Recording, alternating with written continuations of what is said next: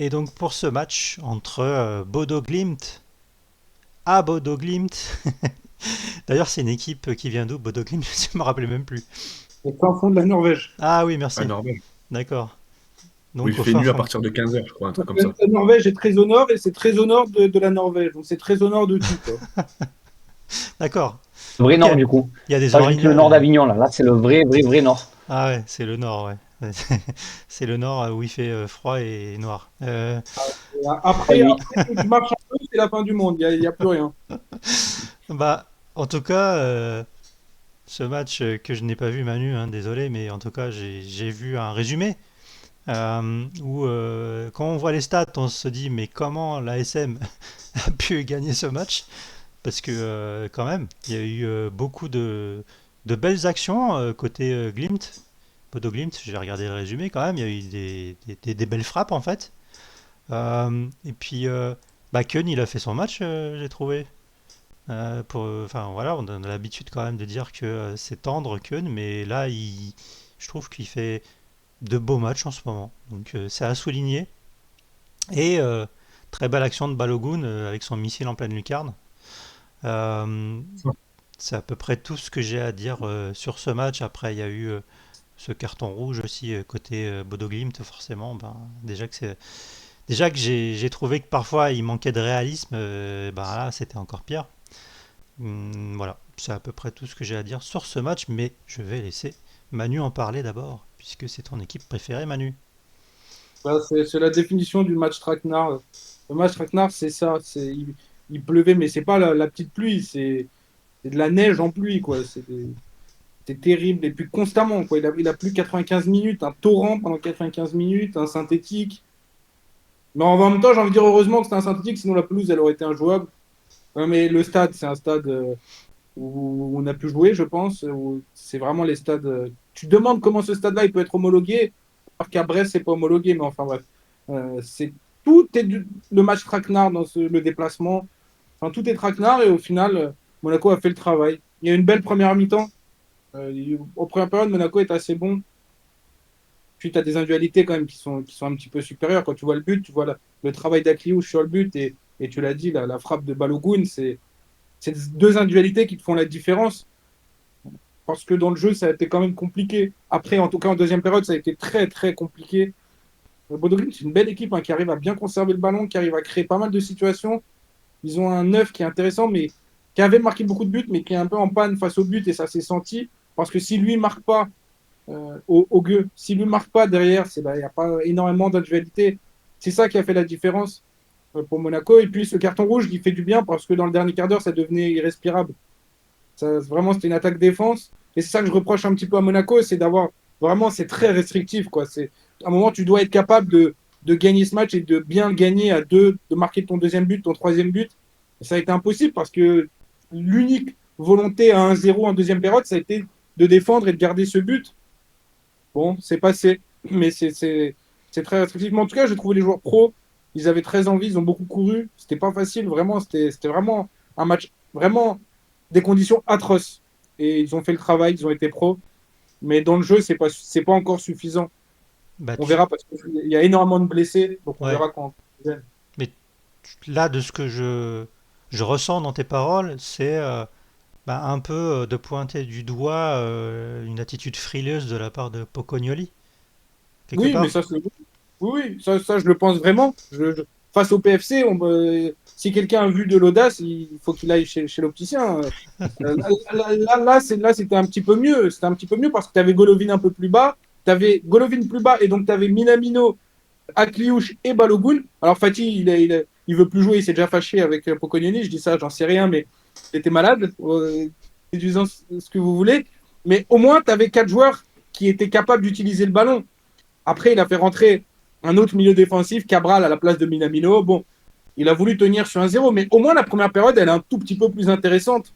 Et ça s'est senti. Monaco a réussi à garder un petit peu le ballon, a réussi à créer quelques situations, même si c'est pas énorme. Et puis a permis à Kliouche et à Balogun de se mettre en évidence sur une situation. Donc oui, mais globalement, pour répondre à ta question, oui, ça reste très très frileux. Là, on est très gentil de mettre Ouattara et Thèse aussi haut, parce qu'en réalité, tu peux les rapprocher de Caio Henrique et de Kerrer un petit peu plus bas. Et ça te donne une défense à 5.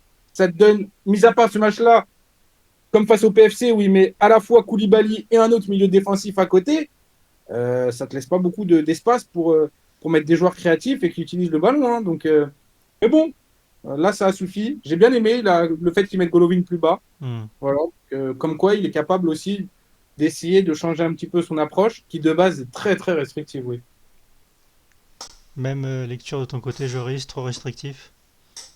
Bon, mais je vous remercie déjà de m'avoir fait regarder ce match. C'était pas dans ma liste de matchs de la semaine, c'était pas trop prévu que je regarde celui-là, mais sachant que je venais ce soir, j'ai un petit peu regardé. Mais oui, en fait, c'est typiquement le genre de match où il n'y avait rien à espérer, vraiment, ce petit stade, la météo cataclysmique, une tribune qui est couverte, l'autre qui n'est pas couverte, les supporters qui sont mis dans celle qui n'est pas couverte, comme ça au moins ils restent sous la flotte, la neige, je ne sais pas quoi. Puis après, eux aussi ont beaucoup de blessés, donc il faut gérer tout ça. Ansu Fati, c'est pour ceux qui supportent le Barça, vous le connaissez. Je ne suis pas trop surpris de l'état d'esprit du garçon en le regardant de loin. Ça m'étonne quasiment même pas. Un petit peu comme Lookman pour le match d'après quand on en discutera, mais c'est un petit peu. Je pense que c'est un peu les mêmes sur ça. Et il y avait tout pour perdre en vrai. Après, Bordeaux a fait le vrai match qu'on attend d'une petite équipe de la Ligue des Champions, c'est-à-dire beaucoup de rythme, beaucoup de duels, beaucoup de bonnes choses. Et Monaco a réussi à répondre avec ça. Alors, c'est pas brillant, c'est pas extraordinaire, c'est pas un match référence, mais pour les joueurs et l'entraîneur, ça, c'est le genre de match qui je pense, quand même, fédère un peu plus. Parce que dans les matchs durs, je pense que les groupes se font.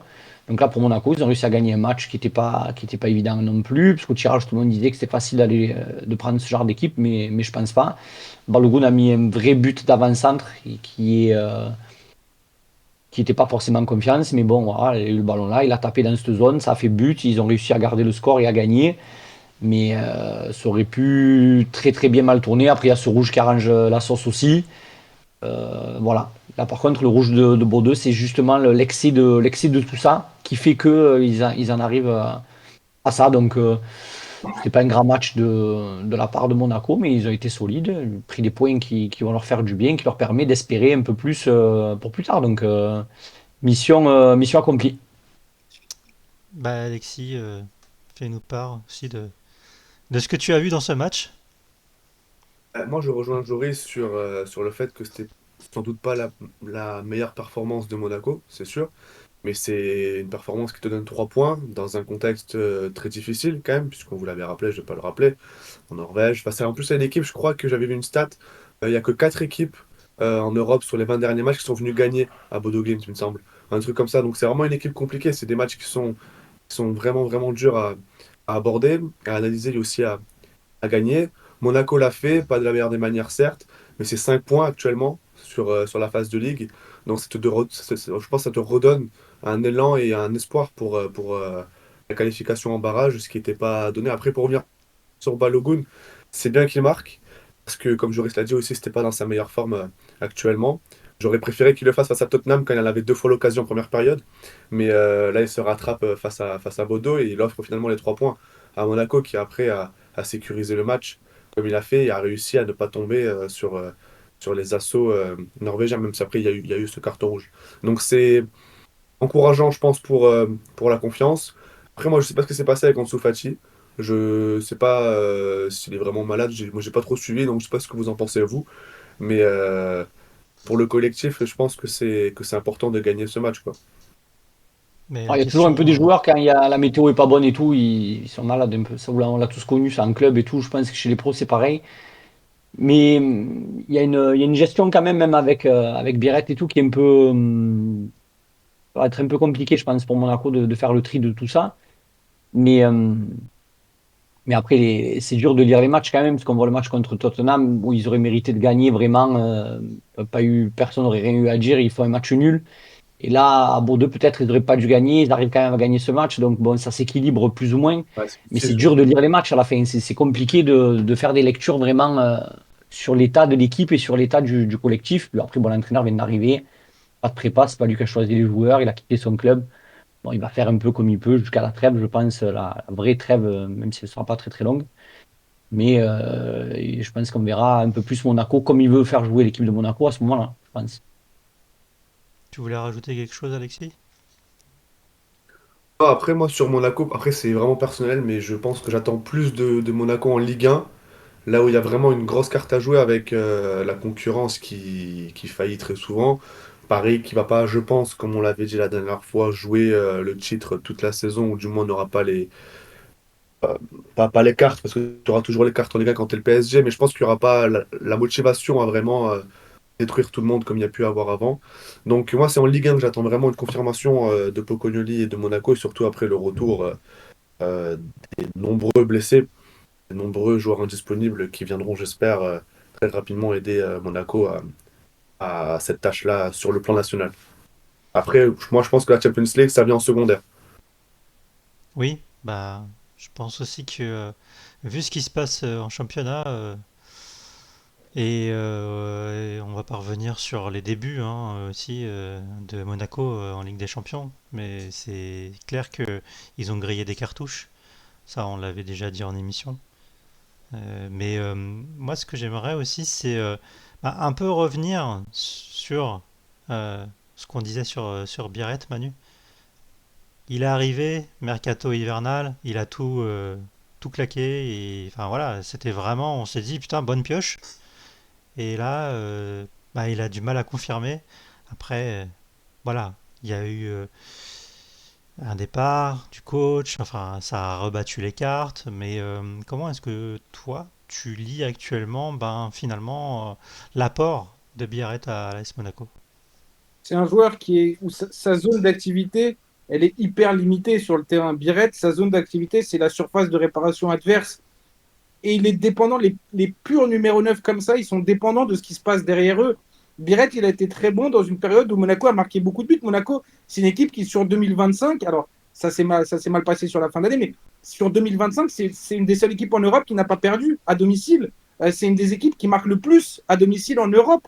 Et quand tu es dans cette équipe-là où tu as beaucoup de défauts, mais à la capacité de créer beaucoup d'occasions et de marquer beaucoup de buts, un joueur de surface, il se régale forcément. Aujourd'hui, il est dans une équipe qui est beaucoup plus en difficulté et donc il a beaucoup de mal à exister.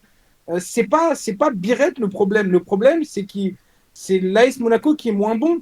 Euh, Tu le compares à des grands attaquants. Les grands attaquants de surface, tu les mettrais dans une équipe aussi restrictive et qui crée si peu d'occasions. Ils vont pas décrocher, aller chercher le ballon dans leur moitié de terrain, remonter tout le terrain et marquer. Ils savent pas faire.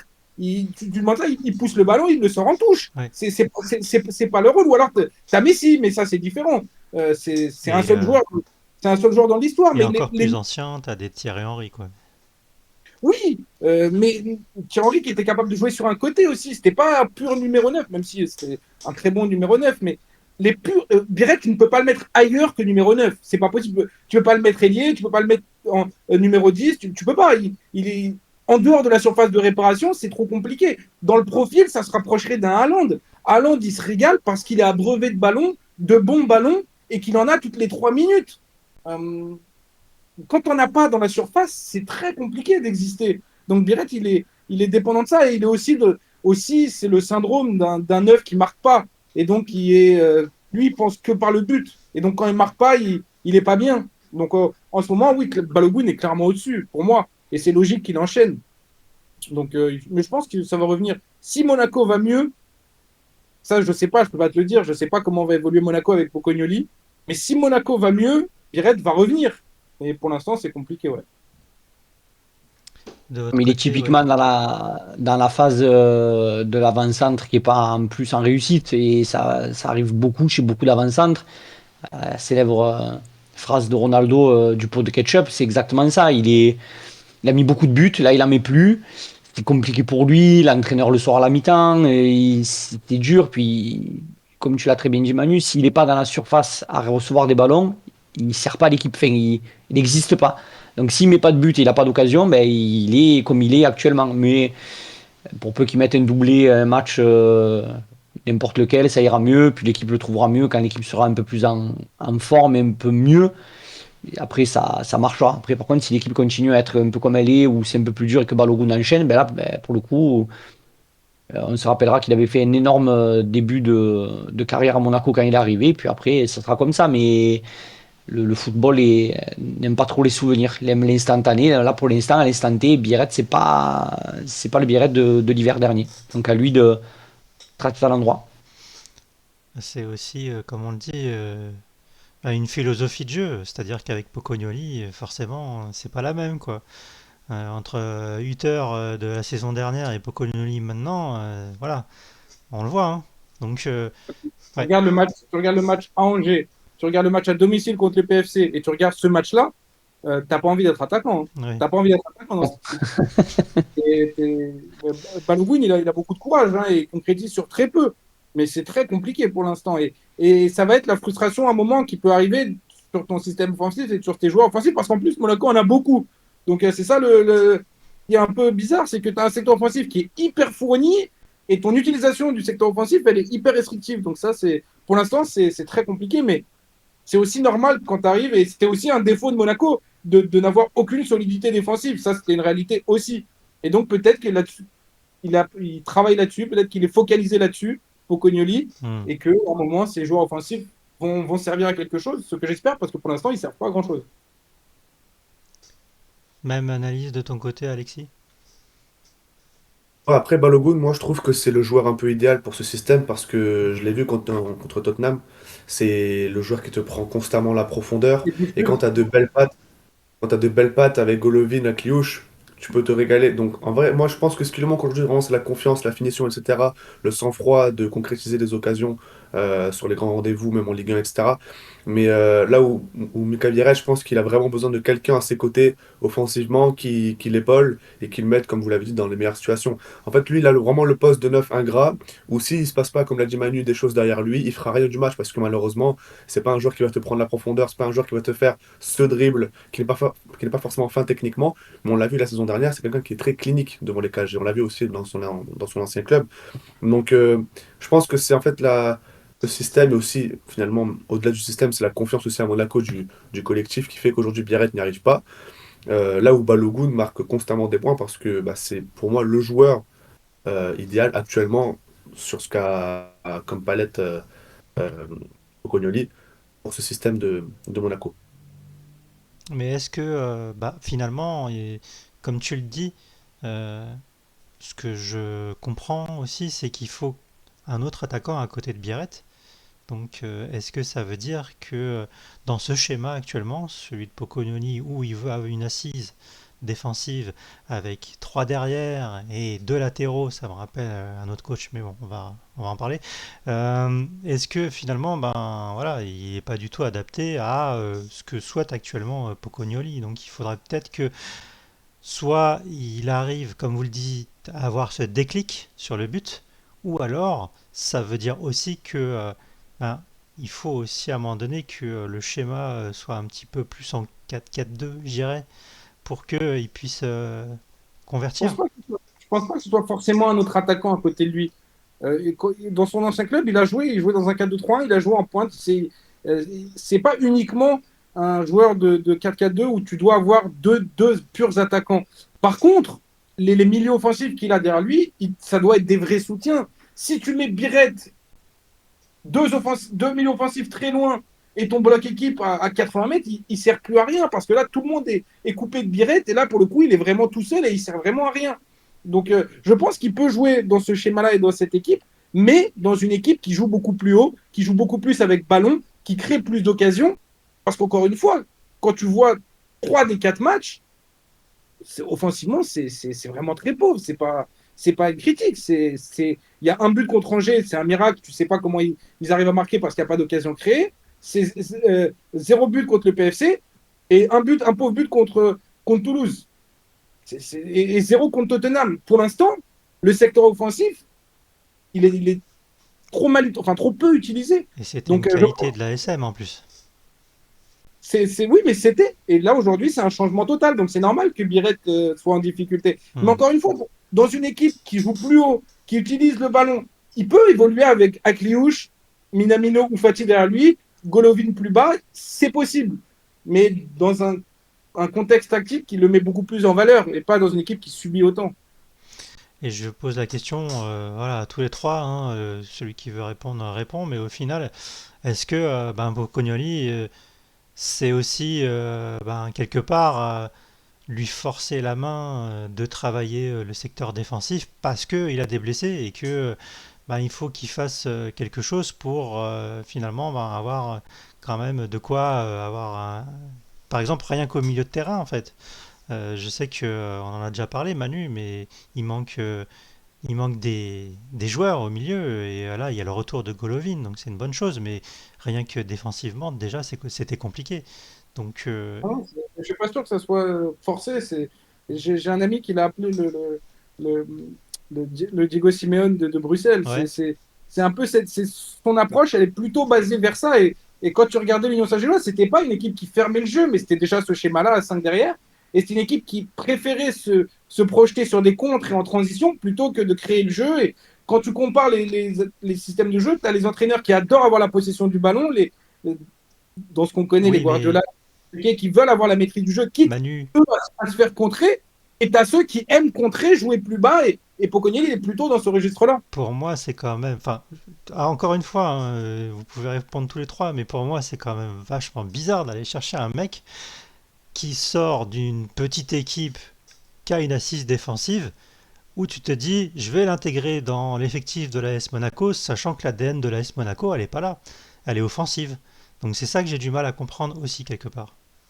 Je suis bien d'accord avec toi. Mais je l'ai dit, et on m'a dit que c'était un a priori, et c'est vrai que c'est un a priori, parce que ça se trouve, ça va fonctionner. Je ne sais pas. Mais moi, j'ai le même a priori que toi. Je n'ai pas compris. Pour l'instant, j'ai du mal à lire comment ça va évoluer, parce que je ne suis pas très rassuré. Mais je vois des joueurs qui, pour l'instant, ont envie, peut-être plus qu'en début de saison. Donc pourquoi pas? Peut-être que ça peut matcher, peut-être que ça peut évoluer. Quand je le vois mettre Golovin plus bas, bah, tu rajoutes un quatrième joueur qui sait utiliser le ballon. Donc c'est possible aussi. Mais sinon, je suis comme toi. Je pense que c'est un choix qui, en tout cas, j'ai du mal à le lire. Ouais. Vous aussi, Moi, j'ai trouvé ça un Alexis, peu. ouais. Ouais, moi, j'ai trouvé ça un peu surprenant quand même, bon, la façon dont ça a été fait, c'était un entraîneur qui était en place, qui avait déjà une équipe, donc ils sont allés le débaucher. Il est parti de son équipe. Lui, forcément, il a vu une promotion dans ça, d'aller à Monaco, et ça peut se comprendre ou non. Ça, après, chacun fera son opinion sur ça. Mais c'est vrai que le choix de ce genre d'entraîneur avec ce genre de philosophie qu'avait Monaco, c'est un petit peu surprenant. Quand on ne connaît pas trop, on se dit bon, mais peut-être que ça va être un entraîneur pardon, assez un peu plus porté vers l'attaque, mais avoir vu, pas vu tous les matchs de l'Union Saint-Gilloise non plus, faut pas inventer. Mais le peu qu'on avait vu, ben, c'était des matchs de petite équipe, et comme tu l'as dit, très bien en place, qui essayaient de bien défendre en essayant de combiner comme ça. Mais c'était un petit peu bizarre dans ce que demande Monaco et de ce que veut Monaco. Alors après, peut-être qu'on aura une bonne surprise et que ça sera différent, mais je suis pas persuadé que par exemple, le 5-3 contre Nantes, ça l'emballait des plus. Je suis pas sûr qu'il était très content d'avoir été bougé de cette Hmm. façon-là. Donc après, il faudra voir comment ça va fonctionner. Mais le départ du Buteur, on ne sait même pas en vrai si c'était un vrai départ que ça marchait plus, que ça aurait pu marcher ou pas. Enfin, c'est pas comme des fois quand vous devez vraiment vous quitter un entraîneur, on se dit bon allez, c'est bon, là il faut qu'il s'en aille. Les joueurs, les Ouais. joueurs qui en avaient. Il y Et avait ça se quelque voit. Ouais, chose de cassé avec oui, il y avait Uther. un truc de cassé, mais ça s'est fait bizarrement. Enfin, je sais pas comment trop vous le dire, mais c'est pas été bien clair comme ça s'est passé. C'est pas été bien clair non plus comme est arrivé pour Cognoli. Donc bon, après, on verra par Hmm. la suite. Mais et ça va que c'est Monaco.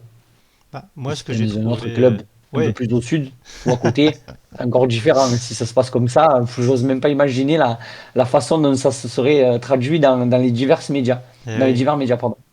Mais ce qui est. Enfin, encore une fois, mais c'est vrai pour tous ceux qui sont dans ce cas de figure, hein, tous les clubs, mais c'est toujours assez bizarre de reconduire quelqu'un à l'été et de le lourder après, voilà, quelques mois plus tard. Donc, bon. Est-ce que. Je pense qu'on en a déjà parlé, Manu, mais c'est vrai que ça aurait été quand même mieux de se dire au revoir avec Uther. Voilà. Ça aurait été mieux l'été dernier, ça, c'est Voilà. sûr. Mais bon, moi je pense que c'est les joueurs qui n'en pouvaient plus, clairement. Parce que là, je vois vraiment une différence de comportement et d'attitude Je vois vraiment des joueurs je pense qu'on leur a dit, OK, lui, vous en avez marre, il est pas sympa, il est pas drôle, il est pas trop dans votre délire, OK. Mais par contre, maintenant, il faut courir et il faut au moins faire ce qui est demandé. Donc, ils le font. Mais moi, en fait, ce que je n'arrive pas à comprendre, c'est que je n'arrive pas à comprendre qui fait ces choix-là. Tu as pris Uther qui, Uther de base, a ce schéma-là et se rapproche de cette vision du football, qui est un football de transition, un football qui va très vite vers l'avant, mais qui part de plutôt bas, qui n'est pas un football de maîtrise. Donc, tu as pris ça. Comme tu t'es fait sortir par une Nationale 2, que tu avais des résultats qui oscillaient entre la 6e et la 7e place, tu l'as forcé à changer. Il l'a fait. Il a eu l'intelligence de le faire. Il est passé avec 4 joueurs offensifs sur un 4-4-2 pur, sur un 4-2-3-1. Il ne savait pas trop ce qu'il faisait, mais il mettait plein d'attaquants et ça marquait des buts. Et tu l'as forcé à passer sur ça. Tu, tu, tu, le, tu le licencies et tu repars sur quelque chose que tu as forcé ton précédent entraîneur à changer. Avec un coach qui, à l'Union Saint-Gilloise, le faisait, mais encore on me dit, ce coach que tu vas prendre, c'est une certitude pour lui. Tu vois, il voit le football comme ça. Et dans ce cas-là, très bien. Tu prends un entraîneur parce qu'il a une certitude de ce qu'il fait. Mais il faut savoir que Poconnier à l'Union Saint-Gilloise, le schéma, il est imposé par le club. C'est-à-dire que peu importe qui arrive à l'Union Saint-Gilloise, le club joue avec ce schéma et toi, tu ne choisis rien sur ce schéma. Donc Pocognoli, c'est pas une certitude personnelle, c'est parce qu'il est à l'Union Saint-Gilloise. Donc tu n'es même pas allé prendre un coach qui est dans ces certitudes-là. Donc en fait, j'arrive pas à comprendre sportivement où est-ce que tu as envie d'aller. Mais bon, moi, il a l'air très sympa, honnêtement, il a l'air sympa, et il a l'air plutôt intelligent, les joueurs ont l'air contents. Donc moi, j'aimerais que ça marche, j'aimerais que ça fonctionne, et aujourd'hui, je peux pas te dire, parce que ce que je vois, c'est quand même un peu limité. Mais bon, on verra bien. Une petite question pour Alexis.